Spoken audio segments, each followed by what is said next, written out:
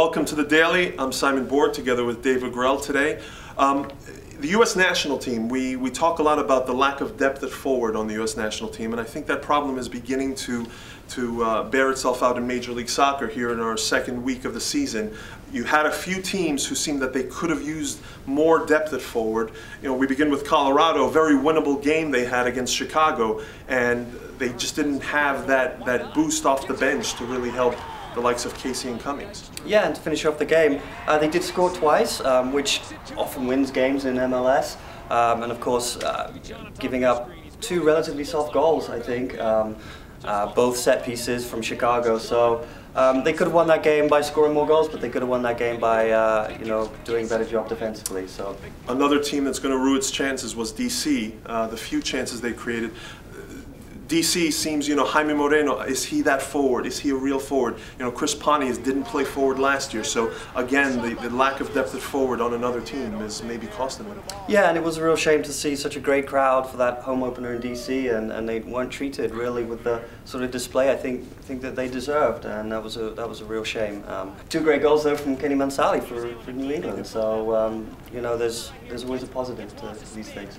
And then the one instance where it's maybe glaring, the lack of depth at forward is in Seattle, in my opinion, with Ljungberg and Montero not really being forwards. They lack that person up top who can benefit from the work that the entire midfield in Seattle does. Another season where Seattle is not scoring despite dominating play and creating a lot of chances. Yeah, and I think they'll look forward to getting Blaise Nfuko in after the World Cup, and he's that big target man that Seattle could use. But they could use someone now, someone who maybe could be his backup come July. Right, I think you're right. And do they have anyone back there on the bench that can step up and waiting for Jake?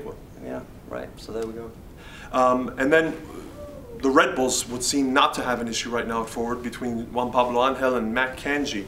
Having getting a goal. Yeah, and I really like Matt Kanji. I followed him a little bit in USL and saw him a little bit last year for New York, and I think he's a great player, really exciting, makes great runs, very creative, young guy, strong. I'd like to see him have a breakout year for New York, and I think he might. And that was a good goal, and it's really exciting to see Matt Kanji come through. 2 wins for New York now in their 2 games, but everything's rosy in Red Bull land, but one detail to point out is Erik Soler being present on the sidelines, whispering things to Richie Williams during the game kind of breaks the unspoken rule in soccer that GMs and executives don't speak to the coach during the game.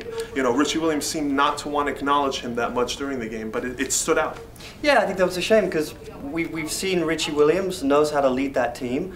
He did it as an interim coach for New York at the end of last season, did a pretty good job. So he's got nothing to prove. He should be able to lead his team and coach the team from the sidelines and not have to hear stuff from his technical director or his GM. And I'd also like to know what the rules are regarding having an executive on the field, whether he's on the bench or not. That's interesting. We'll look into that. And finally, worth noting, coming off Manchester United versus Chelsea on the weekend and the refereeing controversies that came out of that one, second week in a row in MLS, pretty clean. Yeah, I think so. And the fact it's not a story is a good story. But it is early.